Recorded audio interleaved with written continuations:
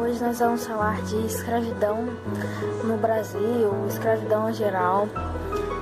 E a gente falando escravidão, é difícil a gente não lembrar daqueles comerciantes portugueses, espanhóis, ingleses, que lotavam os porões de seus navios de negros africanos.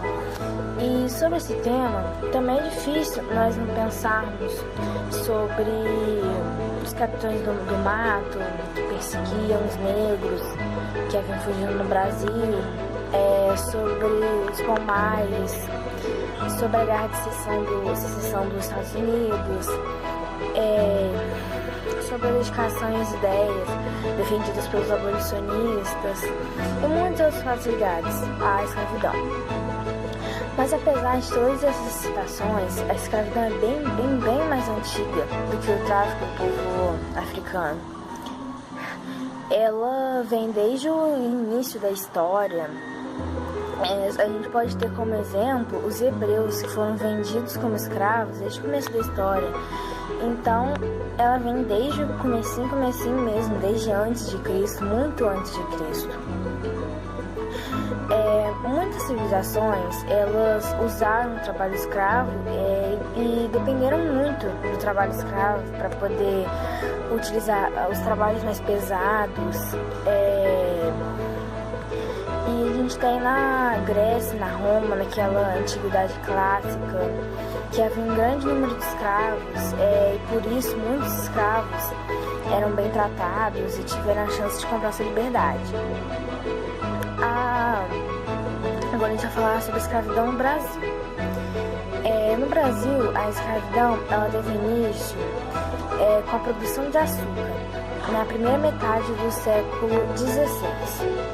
Os portugueses eles traziam suas mulheres e homens negros africanos das colônias da África para usar como mão de obra escrava nos engenhos de açúcar do Nordeste. Os comerciantes portugueses vendiam os escravos como se fosse mercadoria, que os mais saudáveis que chegavam no Brasil, eles chegavam a ser vendidos pelos dobros dos mais fracos, mais velhos, os mais doentes, e eles eram transportados para o Brasil em galpões de navios. Eles eram tudo colocados um em cima do outro, tinha uma péssima alimentação, às vezes nem tinha, e era uma coisa muito desumana. A partir do século XVIII, os escravos começaram a ser tratados da pior forma possível, que eles começaram a trabalhar nas minas de ouros, então eles trabalhavam de sol a sol todos os dias, e quando acabavam seus trabalhos eles iam para as senzalas, que eram galpões escuros, úmidos e sem higiene algum. Eles iam para lá para poder passar a noite, e nesse trabalho deles, eles não recebiam exatamente nada. O que eles recebiam era só uns trapos de roupas e uma péssima alimentação. E a partir daí, eles ficavam acorrentados nas senzalas e tal. E a partir daí, eles começaram a ser punidos fisicamente. Começaram, igual no Brasil, a punição mais comum foi o açoite, que eles sofriam muito com açoite, que é tipo uma chicotada que eles davam. Eles davam muitas chicotadas várias vezes no mesmo lugar e machucavam muita pessoa. Eles foram proibidos de seguir sua religião, de fazer seus rituais religiosos africanos, de fazer suas danças, suas apresentações artísticas, que é a capoeira. Eles foram proibidos de fazer todas essas coisas. As mulheres escravas, elas também sofreram bastante, só que os senhores de engenho, eles preferiam deixar elas com serviços domésticos, como cozinheira, arrumadeira. É muito comum naquela época a mama de leite. Então elas ficavam exercendo mais essas funções domésticas. No século XVIII, alguns escravos conseguiram a sua liberdade. comprando sua carta de alforria, eles conseguiram sua liberdade. Mas poucas oportunidades foram para eles, eles sofreram muito com preconceito, então muitas portas foram fechadas para eles.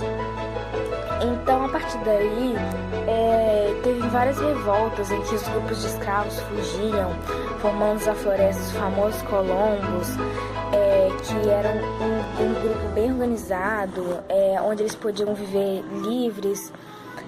E lá eles voltaram a ter sua cultura africana, que voltaram a fazer seus rituais religiosos, voltaram a fazer suas danças, que é a capoeira, voltaram a ter sua vida normal, exercendo as culturas da África.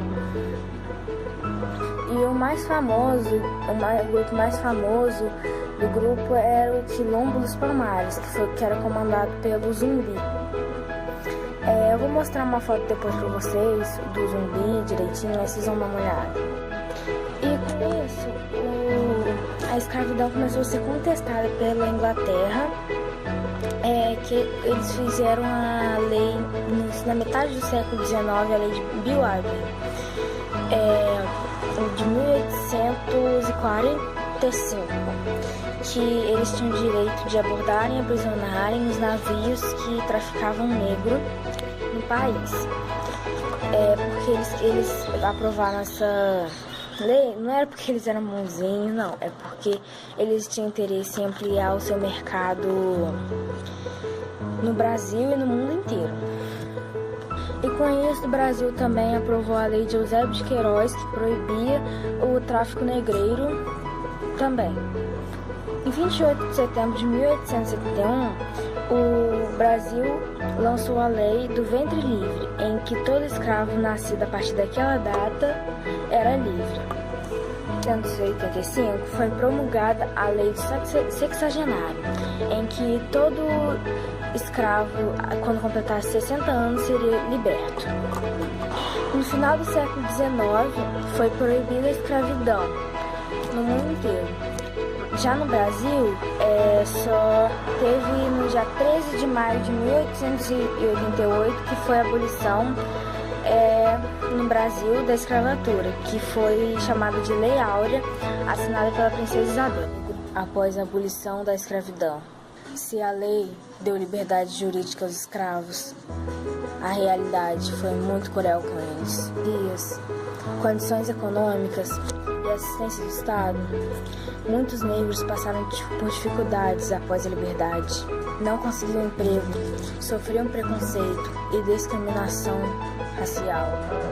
A grande maioria passou a viver em péssimas condições e trabalhos informais e temporários.